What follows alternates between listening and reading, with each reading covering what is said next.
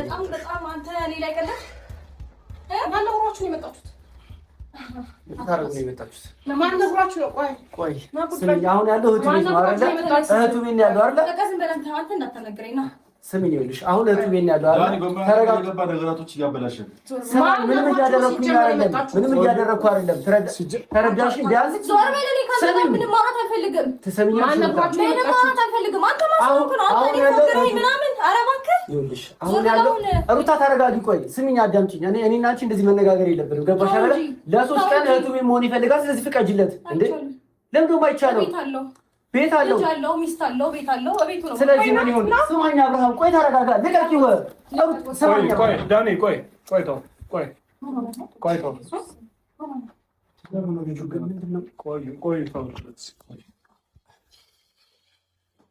ሰማኝ አብርሃም፣ ይሄው መጀመሪያ አንተ እሱ ነው በግድ ነው። አንተ ዳኒ ምን ተፈጥሮ ነው? ምንድን ነው ያደረከው? ልጅ ምንም አላደረኩትም። ያመጣሁት እህቱ ቤት ነው ያመጣሁት። ምንም ያደረኩት ነገር የለም። ምን አግብቶ እህቱ ቤት ቢመጣም ነው ችግሩ። ሀብሉ ተበጠሰ። ሩታና ኤፍሬምም መጡ። ምንም የተፈጠረ ተአምር የለም። ለማንኛውም ነገሮች በጣም ከብዷል። ስለዚህ በጣም አስቸጋሪ ነገር ነው። ሩታም እየተናነቀችን ቢሆን መጣ አብርሃምን ወስደዋለች። ሁሉም ጸጥ ረጭ ነው ያለው። ችግሩ ከሀብሉን ብቻ ሳይሆን ሌላ ተጨማሪ ነገር ያለበት ያስመስላል። እነ ቶፋም እንግዲህ ቡታጅራ ሄዶ የተደረገበትን ነገር ጥረት እያደረገ ነው። ድግምቱ የተሰራው ቡታጅራ ነው። ስለዚህ የሀብሉ መውጣት ብቻ ችግሩን ይፈቷል ተብሎ አይታሰብም። ነገሮቹ ውስብስብ ያለ ነው። ከሩታና ከኤፍሬም ውጭ ማንንም አይሰማም። ሌሎቹን በፍጹም ኔጌቲቭ ነው አርግ ያተባለም ሁሉ ኦልሞስት በእነሱ በኤፍሬም እና በሩታ ምክንያቱም ነገሮችን ሁሉ የሚከውነው ጉዛ አካል ሆኗል። ያ የምናውቀው አብርሃም አይደለም፣ ሌላ አብርሃም ሆኖ ወንድሞቹም እህቱም ዳዊትም ብዙም እንግዲህ ድንግርግር ብሏቸው ዳንኤል ሳይቀር በጣም እያወዘገባቸው ነው። ኤፍሬም ግን ራሽ ነገሮችን ማስተባበል ነው የፈለገው። እሱ ከሩታ ጋር ሆኖ ነገሮችን እያሰበሰበ ነው።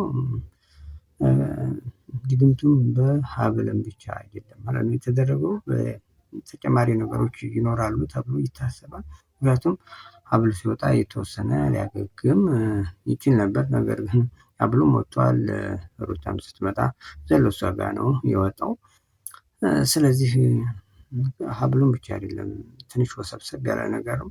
ግን ሀብሉ ላይ እንኳ ሆኖ ሀብሉ ቢፈታም ወደ ድሮ አቋም አይመለስም። እንዲህ አይነት የመተት የድግምት ነገር ሪስቶር ባካፕ ማድረግ በጣም ይከብዳል። አልሞስት ሊመለስ ይችላል፣ ጊዜ ይፈልጋል።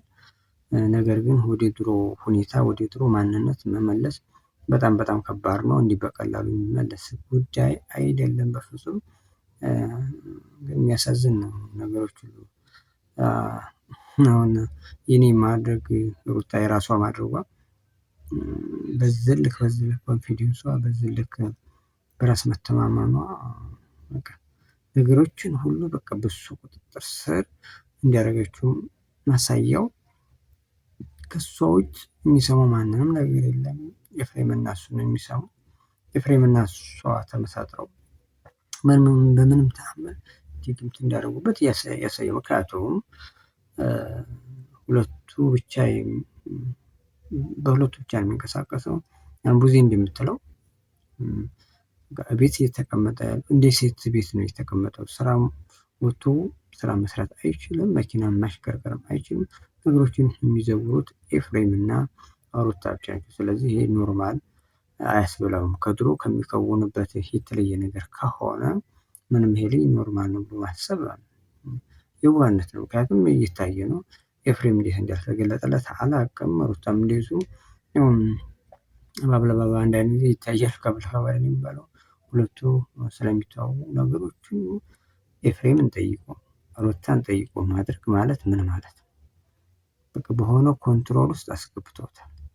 ሩታስ ኦኬ ለራሷ ለማድረግ ሊሆን ይችላል። ነገር ግን ለራሷ የምታደርገው ያለሱ ፈቃደኝነት በግዑዝ ነገር በባዕድ ነገር ለራሷ ማረጓ ምን ያክል ስሜት ምን ያክል ምንም ነቲንግ ግጭቷ እኮ ከአይምሯ ጋር የሚያስብ ሰው ማስተንተን የሚችል ሰው ምንም ላያስደስት አይቻልም።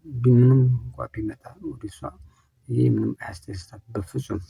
የኤፍሬምም ነገር ግን እንዲሁ የእሷ መተባባሪ መሆኑ በጣም የሚያስጠላ ነገር ነው። ዳዊትም የሰጠው አስተያየት አለ።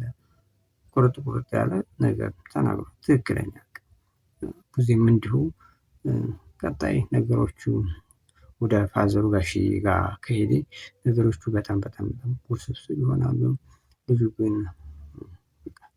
መስራት በሚችልበት እድሜው ጥሩ እየሰራ ጥሩ ደረጃ ላይ ደርሷል።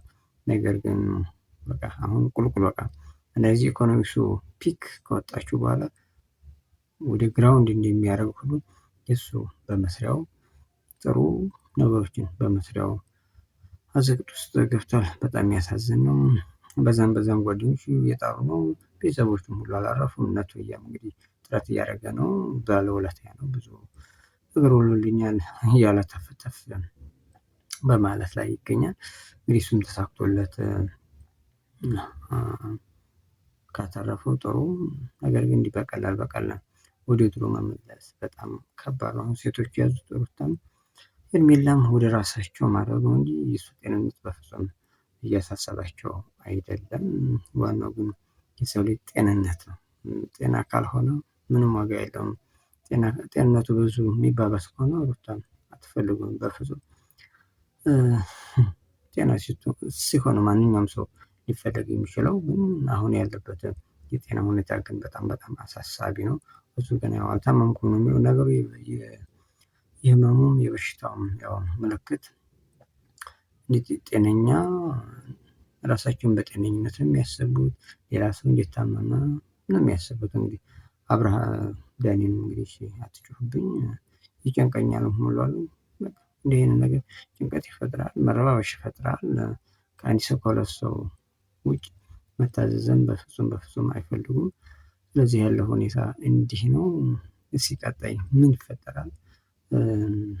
ከሩታና ኤፍሬም ዙሮ ይዘውት ሄደዋል። እንደዚህ አፕዴትም ይደረጋል እኮ ያው ማደስም ስለሚቻል ቤተሰብ ኤኒዌይ ያለው ሁኔታ ይሄ ነው። የልጁ ሁኔታ ግን